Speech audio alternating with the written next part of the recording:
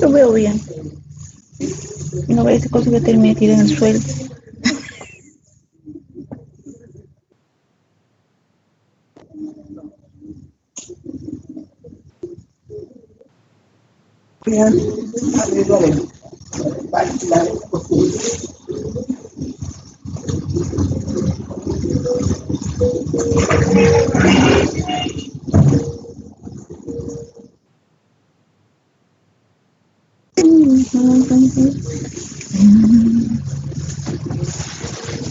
Tiene un problema en la contraseña, no entraba.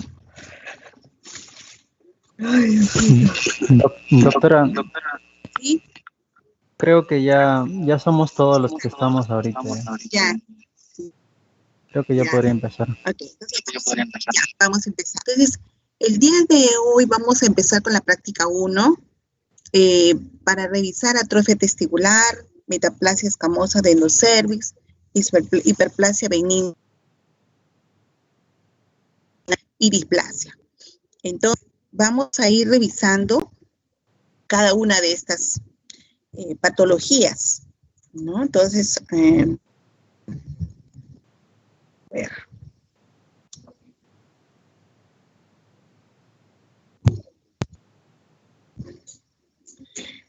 Vamos a ver aquí la atrofia testicular. Entonces, ustedes saben que el testículo es un órgano reproductor, ¿no? Es una glándula reproductora, pero que generalmente esta glándula, son niños o pequeñitos, ¿no? Esta glándula puede algunas veces estar en desarrollo normal, como puede estar atrófico. En aquellos niños que realmente los testículos deben descender, ¿no? A las bolsas escrotales, y muchas veces estos quedan en el abdomen y se llama criptorquidia. Y otras veces el testículo no tiene que tener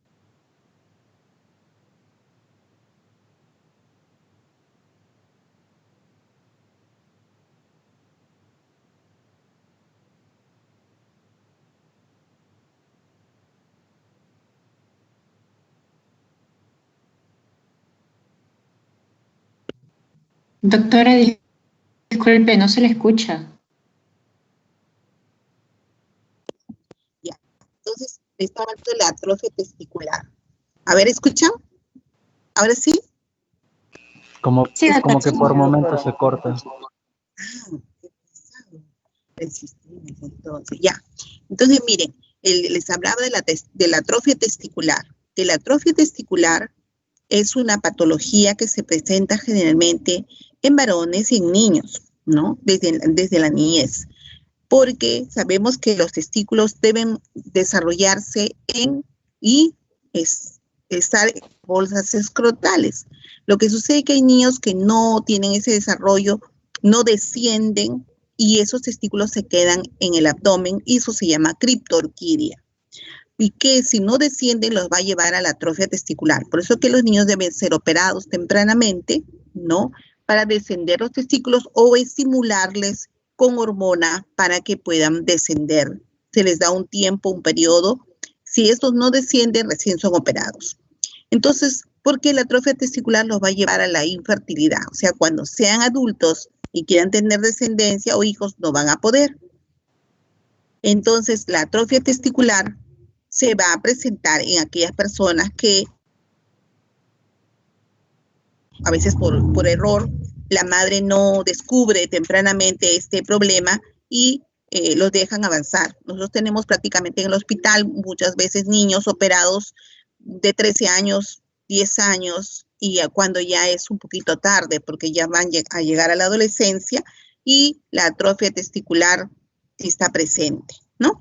Entonces, ¿qué es lo que nosotros vamos a ver? Según cuando ustedes recuerden la histología del testículo, ¿no? Donde está conformado, miren, por los túbulos, ¿no? Y que tenemos que estos túbulos seminíferos van a tener aquí una serie de células que son del desarrollo justamente de los espermatocitos hasta que estos maduran. Y eso en el niño generalmente está sin mucha función, si bien es cierto que están presentes, pero sin mucha función activa, puesto que el niño todavía no está en su etapa de adolescencia. Cuando el niño llega a su etapa de adolescencia, estos empiezan ya a funcionar porque las hormonas se van secretando. Entonces ya vamos a ver que va a estar mucho más poblado, ¿no? Y más maduros, ¿no? Entonces vamos a ver que generalmente estos túbulos están rodeados de, ¿no?, un estroma donde están presentes las células de Leydig. Generalmente hay un porcentaje, un 20% de células de Leydig, ¿no?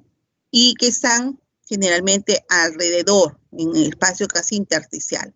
Pueden haber algunos fibroblastos, ¿no?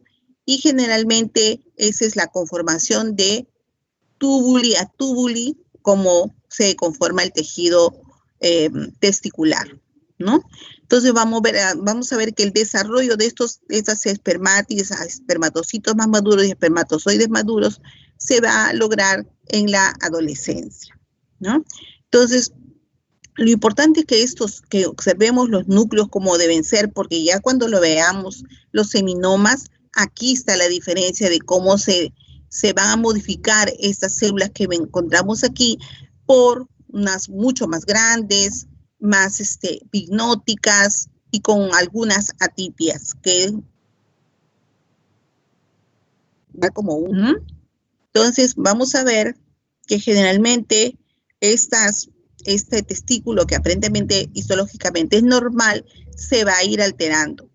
En los casos de atrofia vamos a ver que generalmente, miren, no hay casi, miren cómo está, no está conformado, no hay mucha conformación de los túbulos seminíferos, estos están casi ausentes y no desprovistos porque más bien hay una falta de maduración adecuada, ¿no? La formación de estos túbulos están ausentes. Generalmente los espacios donde deben estar las espermátides están casi escasas, ¿no? Eso es lo que observamos porque el tejido es reemplazado, ¿no?, por un material rosado, ¿no?, que caracteriza la atrofia. Entonces, no hay una actividad funcionante del testículo. Entonces, vamos a ver que, miren, aquí están como espacios, ¿no?, sin presencia de la celularidad que va a expresarse el desarrollo en la adolescencia. Están ausentes, como espacios ausentes, ¿no?, como vacuolas, ¿no?, y no con ausencia de núcleos. Entonces, eso es lo que se logra en estos testículos de niños que no han sido atendidos a tiempo, ¿no? Entonces puede haber incluso, mira, acá están las células de Leydig y puede haber ciertas zonas de fibrosis, ¿no?, de trabéculas, ¿no? Pero esa es la característica de estos testículos atróficos. Después vamos a ver,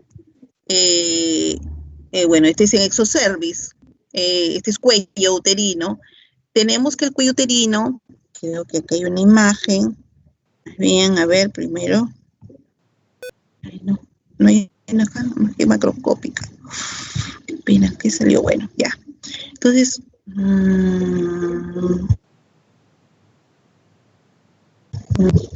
esto no se puede mover más acá. No sabía que está. Hay que ponerlo mucho más abajo, porque no. No. Ya, entonces miren, en el exocervix normal tenemos que lo característico es el epitelio, ¿no? El epitelio. Vamos a ver que ese epitelio generalmente es el característico en el cuello uterino, porque luego vamos a ver las alteraciones que se presentan en la displasia, ¿no? Entonces, vamos a ver que este exocervix, que aparentemente ustedes lo ven, miren, tapizado por un epitelio poliestratificado, miren. Entonces, tiene pequeños núcleos, vacuolizado, pero generalmente aquí hay sustancias, ¿no?, que se producen de colágeno y todo, como el epitelio, el exocervix como el epitelio más o menos también labial, ¿no? Entonces van a ver con presencia de núcleos, ¿no?, cuyos, ya lo vamos a ver más adelante, la clasificación de la celularidad desde la superficie hasta la base, que vamos a ver células superficiales, células intermedias, células parabasales y las células basales que están casi al borde, ¿ya? Entonces, no deja ver eso. No, esto debería de ponerlo, o no nos deja ver. Bueno, entonces, ¿qué sucede? El cervix uterino, como este es el cuello realmente, o sea, hagan de cuenta que este es un útero, o sea, totalmente en la parte de arriba es todo esto, la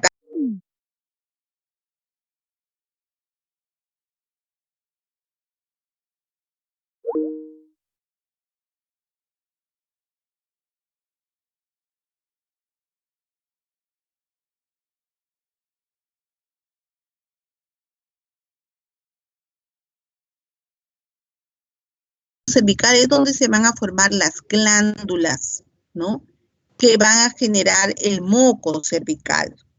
Por eso la vagina, o del cuello uterino hacia la vagina, es húmeda por la presencia de esta secreción que humedece y que favorece justamente que se arrastre cuando hay generalmente una fertilización. El espermatozoide se une a este moco y asciende para el embarazo, ¿no?, para lograr un embarazo. Entonces, este moco es muy importante, el que estas glándulas aquí en esta zona producen esta secreción, que es importantísima, y que esa secreción disminuye tremendamente en la mujer menopáusica. Ya no va a haber la producción de estas glándulas mucosas aquí, ¿no?, en la zona endocervical. Entonces, aquí está, esta imagen está diseñada como de un cono. ¿Por qué? Es lo que hacemos cuando una mujer tiene justamente una lesión exocervical. Nos interesa si solamente es en la zona exocervical muy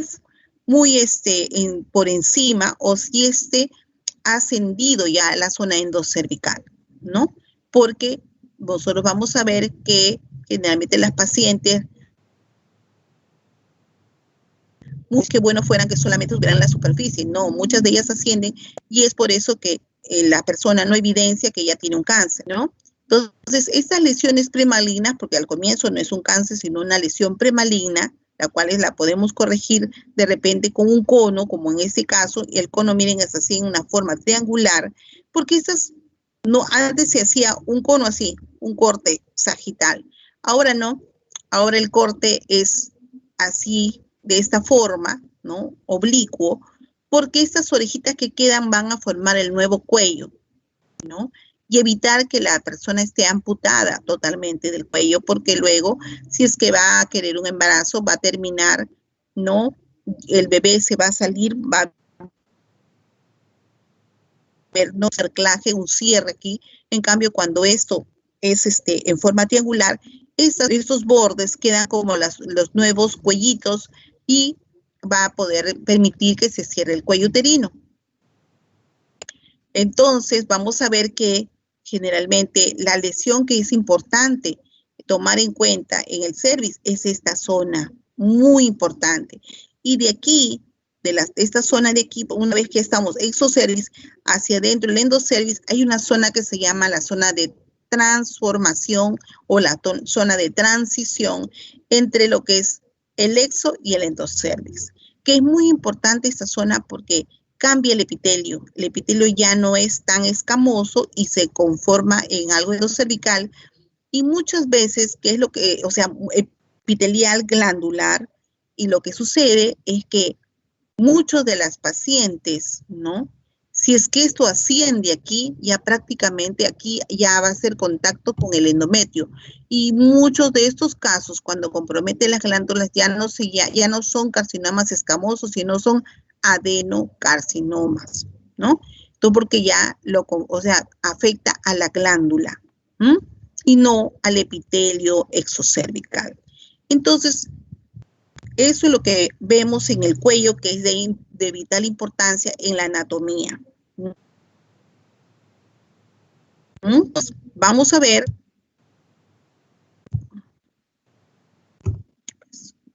Ya. Oh, no. Aquí faltó. Bueno. Qué pena, no se ve. No sale. Ya. El cuello nada más. Bueno, ¿qué es la zona? La metaplasia escamosa en el cuello, o sea, una vez que vemos que del cuello uterino hacia el endocervix, que es la zona glandular, puede haber una zona de transformación que se llama, ¿no?, un cambio del epitelio, de un epitelio por otro, ¿no?, que es la metaplasia escamosa. ¿Qué es la metaplasia escamosa? La transformación de un epitelio por otro epitelio, ¿no?, pero con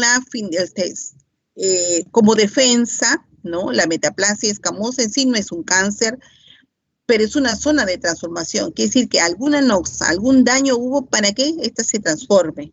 Y siempre por un epitelio de mayor complejidad, ¿ya?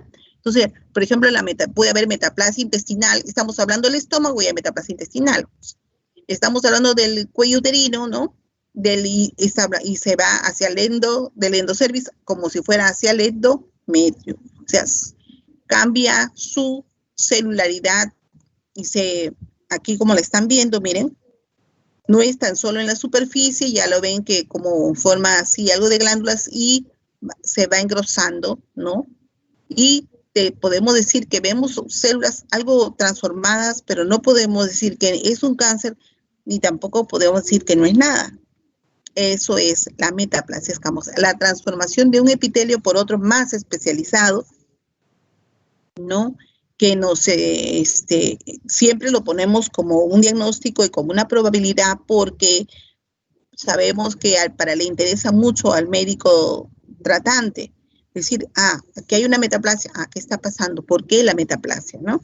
Y hacer que la persona le den otra cita para continuar su seguimiento, ¿no? Entonces, entonces vamos a ver que este epitelio, miren, se transforma, ¿no? Se engrosa, incluso se crece, puede tener algunos núcleos algo sospechosos, pero no es todavía una neoplasia. Luego vamos a ver aquí también, igualmente, miren la metaplasia escamosa del endocervix, ¿no? Miren cómo se conforma ¿no? Estas son la base de sus núcleos y tiene justamente una formación clara, elevada de la zona de la producción de moco, ¿no? Entonces, igualmente, el epitelio escamoso se ha formado por una zona más endocervical, ¿no? Y aquí vemos, ¿qué pasó? ¿Por qué no se ve? Se demora. Ya. Entonces aquí ven igualmente. Uy, pero ¿por qué lo tapa esto? No deja ver muy bien. Ya. Entonces miren, este es el epitelio y miren la zona de aquí cómo se va de esta sola hilera de células mucosas. Miren cómo se van transformando por la presencia de la metaplasia escamosa, ¿no? Y estas son justamente, esta zona de aquí arriba es esta. Y aquí está la presencia de células que van debajo del epitelio mucoso, ¿no? Como metaplasia. Este ya no se ve, ya no se puede ver abajo. No lo puedo mover. Ya. Aquí también tenemos, miren, otra pista donde podemos ver nosotros la presencia de este epitelio, miren, y que va a rebordear justamente la zona, ¿no?, glandular. Esto generalmente lo encontramos muchas veces en mujeres que han tenido ya, bueno, a veces no tan en jovencitas, sino en mujeres que son un poco más adultas, donde ha habido por algún daño, alguna noxa, ha producido, ¿no?, una transformación de su epitelio por otro, ¿no?, más especializado. Pero generalmente, claro, en mujeres que tienen relaciones sexuales, mujeres que ya tienen una vida reproductiva, ¿no?, más activa. Luego tenemos aquí una revisión sobre lo que es la hiperplasia benigna prostática.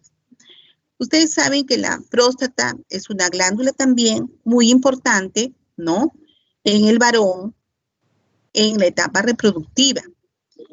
Quizás en la etapa más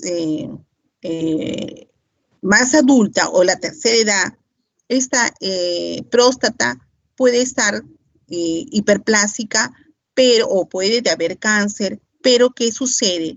Que generalmente ya para ellos no es muy importante su actividad reproductiva, ¿no?, como es en la etapa del varón, en la etapa muy joven, ¿no? Pero que justamente, ¿por qué se produce la hiperplasia? Como consecuencia de un problemas, miren, problemas del ¿no? Si bien es cierto, esta próstata, ¿no?, que se encuentra generalmente de forma nodular, ¿no?, que pesa aproximadamente 30 gramos, 20, 30 gramos, vamos a ver que generalmente esta próstata, mira, acá la ven, ¿no?, es bastante de consistencia firme, y que está formada por glándulas también, ¿no? Y vamos a ver que generalmente esta próstata, como a veces termina tan grande y crecida y de consistencia mucho más firme, más sólida en varones que tienen, ¿no?, problemas de hiperplasia benigna prostática y que tienen que ser operados. Ustedes saben que la próstata es una glándula muy irrigada por numerosos filetes nerviosos. Entonces, esta glándula prostática, generalmente la solución son las cirugías. No hay medicamentos que la disminuya de tamaño. Y se dice que, ¿por qué se produce la hiperplasia? Porque hay generalmente pequeñas inflamaciones o infecciones de la glándula prostática que generalmente se llevan a cabo en las relaciones sexuales, ¿no? Entonces motiva esto un crecimiento, ¿no?, una inflamación y un crecimiento de la próstata, ¿no? Y lleva a que generalmente es bien raro que tenga una hiperplasia prostática benigna un joven, ¿no? Porque el joven todavía no tiene muchas relaciones sexuales, una persona todavía en etapa reproductiva, pero cuando esta próstata se crece, se aumenta en edad, generalmente la hiperplasia prostática la encontramos en varones mayores de los 45 años, ¿no?, a los 70, 80 años. En esos pacientes sí los vamos a encontrar estas hiperplasias prostáticas, ¿no? Muchos de ellos solamente se van a la cirugía, aunque muchos varones no quieren someterse a la cirugía, ¿no?, porque al cortarse los filetes nerviosos que inervan a esta próstata, terminan muchas veces con con la pérdida de la erección y con una eyaculación retrógrada. Entonces, eso motiva mucha incomodidad en los varones y es motivo por el cual muchos no se quieren operar, ¿no? Y además que, como les decía, se cortan los filetes nerviosos, evita que haya erección. Entonces, eso motiva un problema, ¿no?, en relación sexual al varón. Luego tenemos aquí en un corte histológico normal cómo la próstata está formada, ¿no?, por glándulas y por tabiques fibrosos entre grupos de glándulas. que le da la consistencia bastante sólida a la próstata. Entonces, ¿qué nos interesa mucho? Estas glándulas que están conformadas por una hilera de células, ¿no? Es un epitelio cúbico simple, una diferenciación también entre las glándulas que están aquí pequeñas y las glándulas que están en las zonas periféricas, que son un poco más grandes, ¿no? Y además puede haber entre las glándulas y o sea, en el intersticio de los espacios glandulares y la zona fibrosa, puede haber presencia de infiltrado inflamatorio crónico, ¿no? Porque son pacientes que generalmente, como les decía, activan inflamación y desarrollan el crecimiento de la glándula. Entonces, vamos a encontrar que también puede haber, está cerca acá la zona de la uretra, ¿no? Este estroma es, como le digo, denso, fibroso, ¿no? Con muchas trabéculas fibrosas. Y luego tenemos que, lo vamos a ver a esta próstata, una como normal, otra como patológica en lo que es la hiperplasia y otra como es el cáncer prostático. Entonces aquí, miren, la próstata, acá está conformada por este epitelio glandular, ¿no? Y que miren, que generalmente siguen el contorno, los núcleos hacia el borde, ¿no? Y la presencia de zonas que segregan moco, ¿no? Igualmente aquí, ¿no? Entonces, y puede encontrarse en esta próstata las zonas de los cuerpos amiláceos, que generalmente están a veces en la luz de las glándulas, ¿no? Y que estos cuerpos amiláceos son unas sustancias rosadas, bastante sólidas, presentes, ¿no? Estos cuerpos amiláceos en las hiperplasias prostáticas, ¿no? Entonces, miren, la hiperplasia prostática aquí en la zona glandular justamente es porque agranda el tamaño de las células, de las glándulas, son más grandes, ¿no? Bastante trabeculadas. Puede haber infiltrado inflamatorio en medio de ellas, ¿no? Infiltrado inflamatorio. Lo que motiva esa inflamación es el que agranda la glándula, ¿no?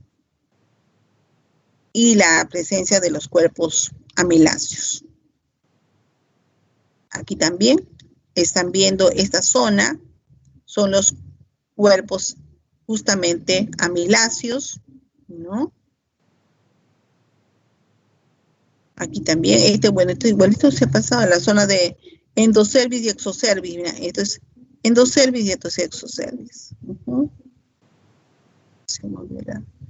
Y estas son las zonas de displasia, para hablarles de la displasia. La displasia quiere decir que es la transformación de un epitelio normal. Entonces, todavía no llega a ser cáncer. Ustedes saben que las displasias fueron clasificadas por Richard, que fue uno de los descubridores hace muchos años, donde clasificó justamente él como si fueran ni 1, ni 2, ni 3. Y luego fue otra clasificación por displasia leve, moderada y severa, ¿no? Y luego vino la clasificación que se dio en Bethesda, ¿no? En Maryland, y se llegó a la conclusión de poner a estas lesiones como lesiones de bajo grado, lesiones de alto grado, porque sabemos muy bien que había muchas dificultades y problemas en cuanto a hacer el diagnóstico, ¿no? De las muestras de secreción para los Papa Nicolaos. Entonces decían de que la única forma de poder determinar la clasificación y poder saber cómo estudiar más o profundizar los estudios en aquellas mujeres que tenían lesiones, ¿no? Y cómo diferenciarlas del cáncer, puesto que por Papa Nicolau teníamos las secreciones y la tipia del núcleo, pero también por las biopsias teníamos las alteraciones que se veían en las capas del epitelio. Entonces, las displasias leves generalmente son las superficiales, las displasias moderadas, las intermedias, y cuando esto llega desde la base hasta la superficie, es la displasia severa. Y tenemos que, generalmente, esa es la que más las que más es el diagnóstico, teniendo en cuenta que la lesión de bajo grado, que hoy en día según la clasificación de Bethesda, las lesiones de bajo grado solamente incluyen al papilomavirus y a la displasia leve, mientras que la displasia moderada y severa se van como lesiones de alto grado. Quiere decir que las lesiones de bajo grado uno las puede observar y no necesariamente van rápidamente al cáncer. En cambio, las lesiones de alto grado quiere decir de que nosotros ya tenemos que preocuparnos que ese paciente tiene que tener luego de la evaluación una colposcopía y que ese paciente hay que seguirlo porque puede en cualquier momento hacerse o instalarse un cáncer. Entonces, eso es lo que nosotros vamos a encontrar. La displasia leve, como ya les dije, está en la superficie, se caracteriza porque hay atipia de los núcleos. Una de las primeras lesiones a la displasia leve son la presencia de coilocito del papilomavirus, ¿no?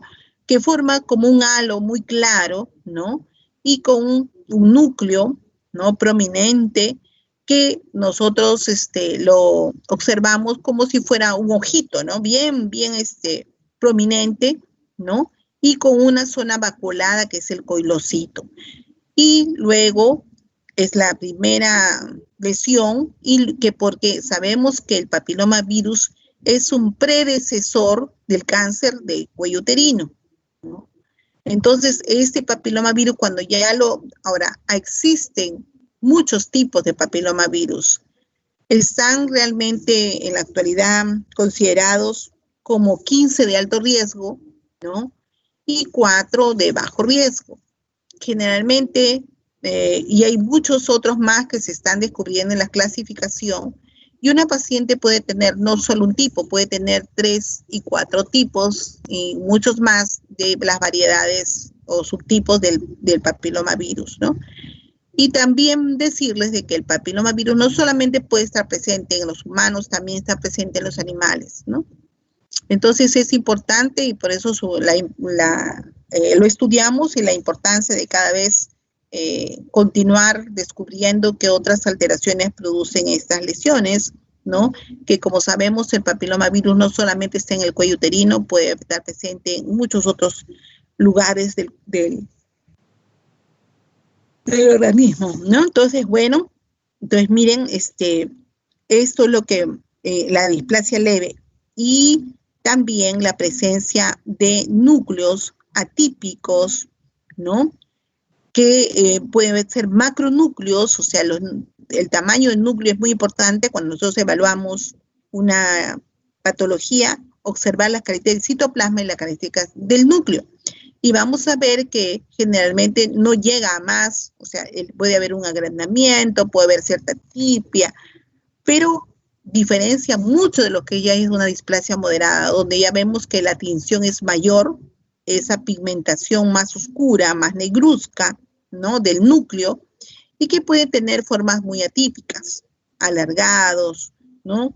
O redondos, bien pignóticos, y también hay una desorganización en la arquitectura, ¿no?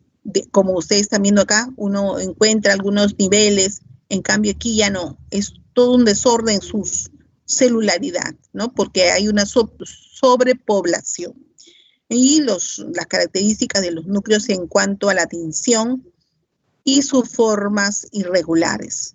Y cuando nosotros tenemos una displasia severa, ya vemos los cambios vienen desde la base hasta el final, todos son alterados por esa pignosis, esa proliferación de células, ¿no? Que le dan las características de la displasia moderada severa, ¿no? Ya de la moderada a severa, ¿no? Entonces, estas lesiones son las que ya realmente nos ponen en alerta para poder pensar que esa paciente puede ir al cáncer ya o lesión incluso mayor de invasión a otra parte del tejido uterino, ¿no? Entonces, eso es lo que vemos en las displasias. Y esa transformación del que va subiendo, ¿no? Que va sufriendo el epitelio, en su celularidad, en su arquitectura, ¿no? Es lo que observamos. Después, aquí también, miren la displasia moderada, ven sus núcleos, cómo están, las formas de los núcleos, ¿no? Y muchas veces también están algunos en forma de renacuajo, muy larguitos, delgados, pero bien como tinta china, ¿no? Entonces eso ya ha captado en la coloración más la tinción debido a que son células malignas, ¿no? Luego aquí, displasia severa también, miren, ve, sus núcleos son variados, miren, mucha celularidad, ¿no? Eso es lo que vemos nosotros en estos pacientes. Aquí está lo de las displasias igual. Y creo que ahí terminó. Sí, displasias, ¿no?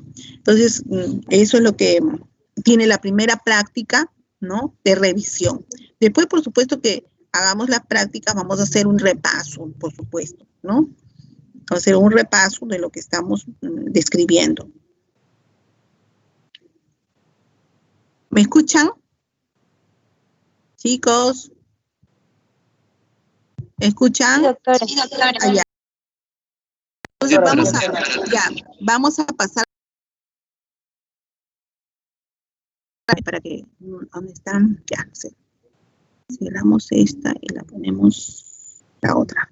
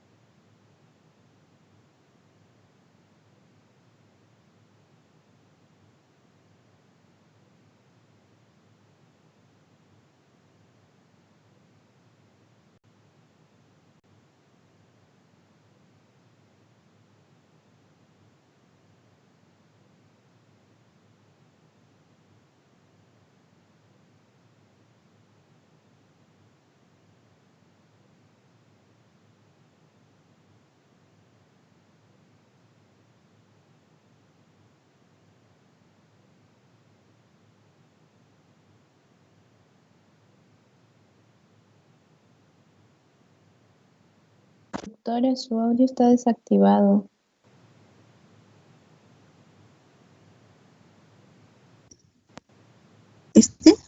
¿Me escuchan? Sí, ahora sí se le escucha. ¿Sí? Ya.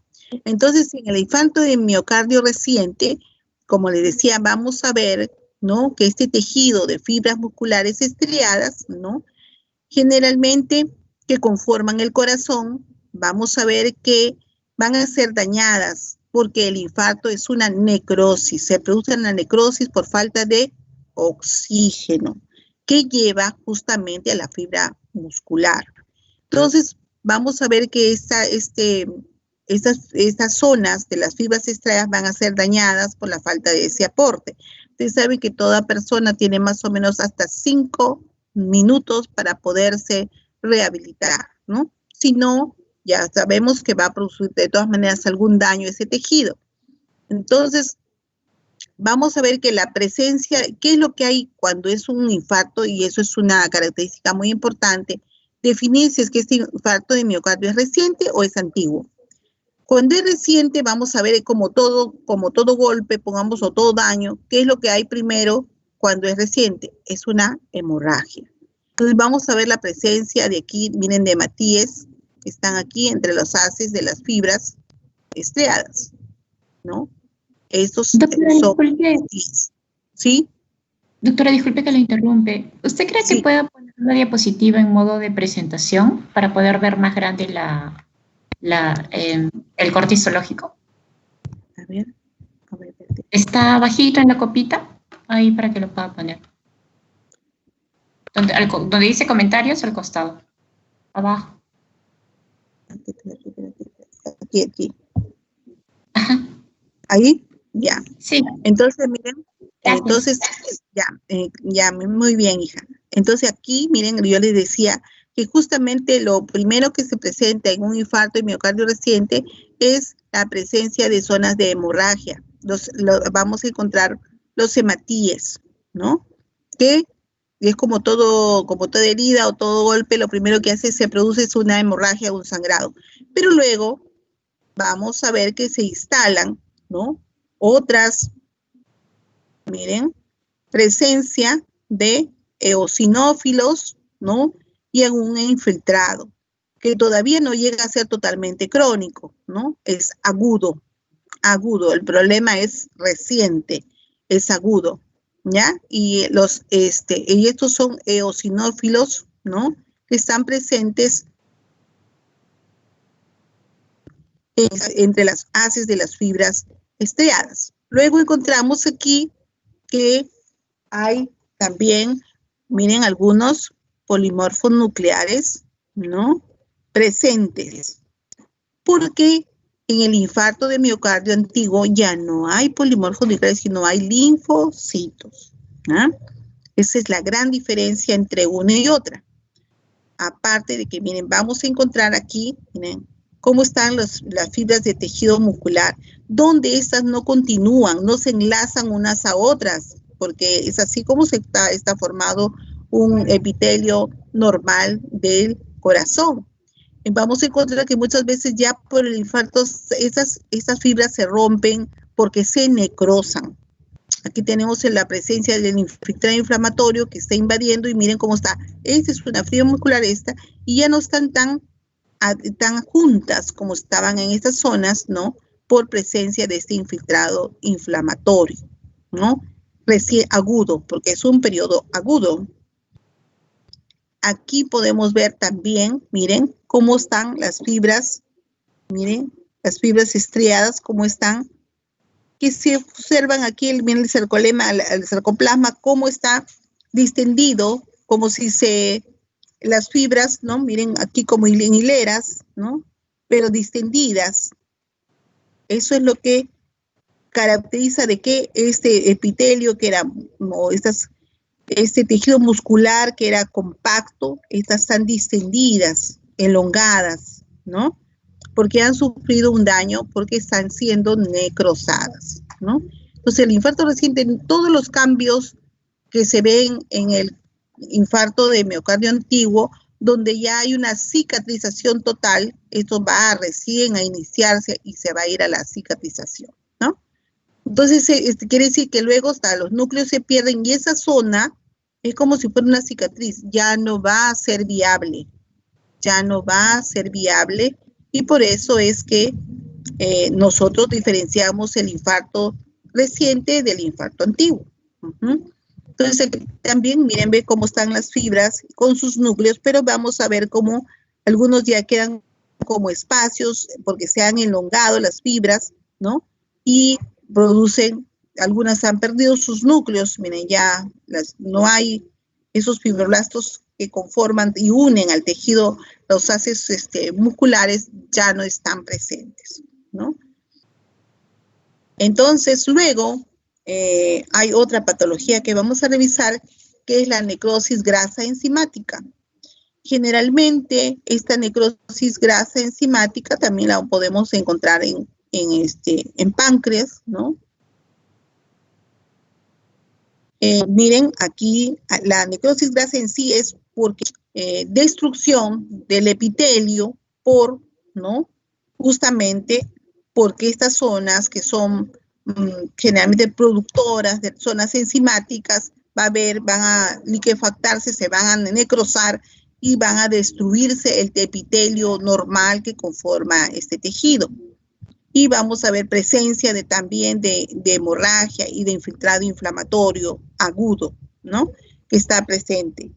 porque se ha necrosado, ¿no?, estas zonas, ¿no?, del tejido. Esa es la necrosis enzimática. En varias otras patologías las vamos a ver. Esta es una parte introductoria nada más, ¿no?, porque vamos a revisar otros casos donde ya lo vamos a ver los daños que producen, ¿no?, zonas de necrosis, zonas de otras alteraciones. Igualmente acá la necrosis grasa enzimática, miren, que está presente, ¿no? En el páncreas también, por una necrosis, está ocupada por tejido graso, ¿no? Y forman pues aquí espacios. El tejido graso, cuando se tiñe con coloraciones de hematocianina, muchas veces se ven como espacios huecos blancos porque no capta la tinción, ¿no? A diferencia de otras zonas donde se ve todavía la destrucción del epitelio normal, pero todavía puede verse algo de coloración, ¿no? Pero cuando ya hay una necrosis total de tejido graso, el tejido graso no se tiñe, ¿no? Entonces eso es lo que encontramos en la necrosis enzimática. Luego tenemos otra, aquí también la necrosis enzimática, miren, necrosis grasa, se van formando como aspectos de vesículas, los cuales tienen un centro claro, ¿no? Luego aquí, la necrosis liquefactiva. La necrosis liquefactiva es también la destrucción de un epitelio, ¿no? Compacto, algo compacto, y sin embargo, este se va a empezar a dañar y esa zona se va a destruir, ¿no? Y miren, esta es una zona que ha habido una hemorragia y ha producido una, ¿no?, necrosis liquefactiva de esta zona, ¿no? Que es muy diferente a esta, que es una zona compacta, muy clara, entre lo que es sustancia gris, sustancia blanca. En cambio aquí no observamos que ha habido todo el daño que ha ocasionado en esta zona, en esta porción de tejido cerebral, que luego vamos a ver que la persona va a tener ciertas consecuencias, ¿no?, por este daño, que van a inhibirle de un comportamiento normal de la persona, ¿no? Depende si no solo se presenta en la zona frontal, se da según la limitación de algunas funciones que desarrollan en la zona donde se presente esa necrosis liquefactiva. Y acá miren también, entonces lo que nosotros hemos visto allá como una superficie medio hemorrágica, todo, acá miren cómo está prácticamente la arquitectura del tejido normal, se ha perdido, y están justamente las células aquí fragmentadas, como un tejido que ha sufrido un cambio en su arquitectura, ¿no?, normal. Entonces, destruido con presencia de infiltrado inflamatorio, crónico, agudo, generalmente no zonas, porque la necrosis liquefactiva lleva de que pasa por etapas hasta que ya esta zona ya es difícil poderla recuperar, ¿no? Se necrosa. Luego tenemos el pulmón. En el pulmón también, ustedes saben que el pulmón en esta etapa, sobre todo de que estamos de cuarentena, una vital importancia que tiene el pulmón, ¿no? Porque en ella, el pulmón y el corazón son dos órganos muy activos que nos permiten respirar y además, ¿no?, tienen que ver con la función de irrigación, tanto de llevar el oxígeno a todos los órganos como también la sangre a todos los órganos. Entonces vamos a ver que son dos órganos importantísimos que bombean la sangre y el oxígeno a todo nuestro cuerpo. Entonces miren, está conformada por alvéolos, está conformada por una arteria pulmonar y por sus bronquiolos, que hay bronquiolos ¿no?, primarios, secundarios y terciarios, que son los bronquiolos. Entonces tenemos que los alvéolos, que es casi como formación de una red, ¿no?, de tejido, generalmente glandular, ¿no?, de aspecto muy activo, ¿no?, muy activo. Entonces vamos a ver que generalmente estos alvéolos, que deben estar distendidos, ¿no?, porque dentro de eso, en su interior, no debe haber más que oxígeno, ¿no? aire, oxígeno.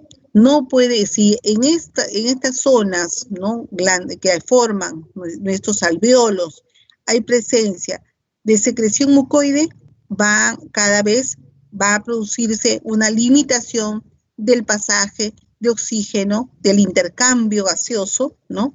Y vamos a ver que estos pacientes van a ir hacia la neumonía.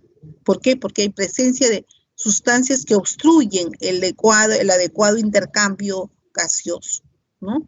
Entonces, nos va a llevar a la neumonía. Entonces, vemos aquí que generalmente el pulmón tiene una zona de bronquiolos, tiene zonas arteriales, vasculares, ¿no?, que según se van ramificando según el nivel, ¿no?, de estos, ¿no? Entonces sabemos que el pulmón derecho tiene 3 lóbulos, el izquierdo tiene 2, pero ellos están diseñados en forma casi como con ramales, como si fueran arbolitos que van, ¿no?, distendiéndose para conformar en sí todo el lóbulo pulmonar, ¿no? Entonces, eso es lo normal, pero ahora viene qué pasa cuando nosotros encontramos una necrosis gaseosa en pulmón. Generalmente hay varias infecciones que producen necrosis gaseosa, pero la más frecuente en nuestro medio es la tuberculosis, ¿no? Entonces, la tuberculosis es una expresión de este tipo de lesión donde hay una necrosis, como su nombre lo dice, gaseosa, en medio, cation, porque el cation es una secreción blanquecina, ¿no?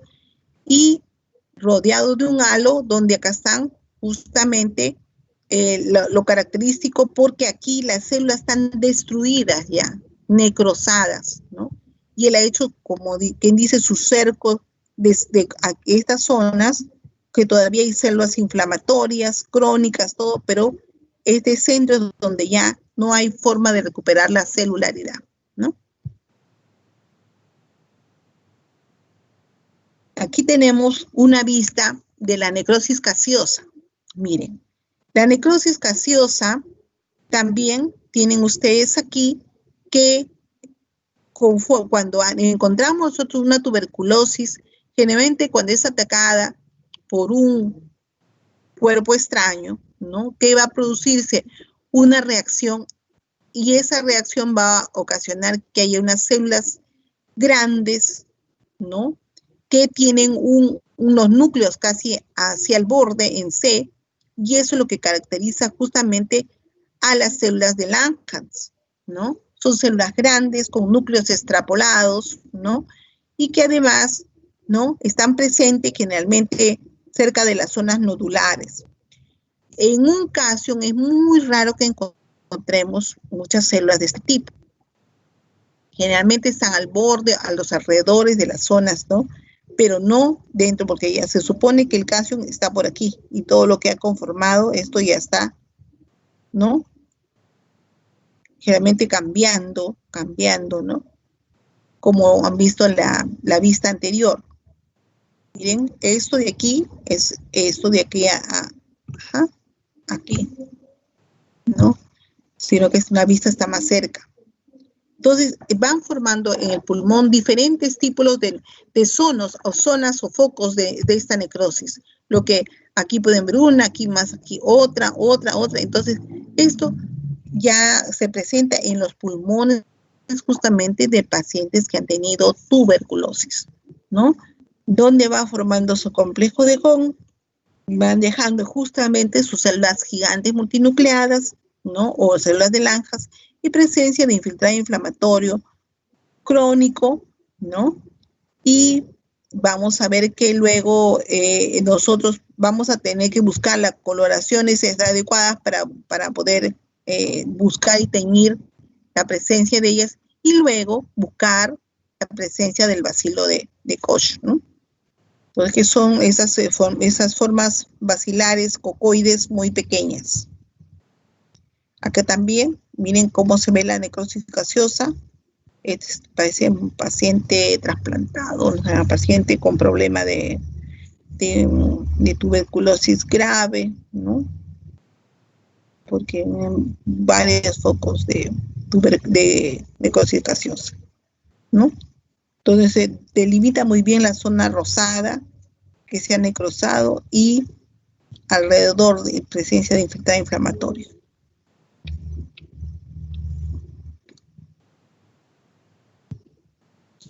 Ahora, otra patología que vamos a ver es la del tofo úrico, ¿no? El tofo úrico también es una patología inflamatoria que se presenta generalmente por la presencia de incremento de ácido úrico, ¿no? Y que generalmente está en las zonas cerca de las articulaciones donde hay inflamación, donde ahí se afectan mucho los tejidos, miren, ¿ven? Blandos, cercanos, y también hay cambios en los tejidos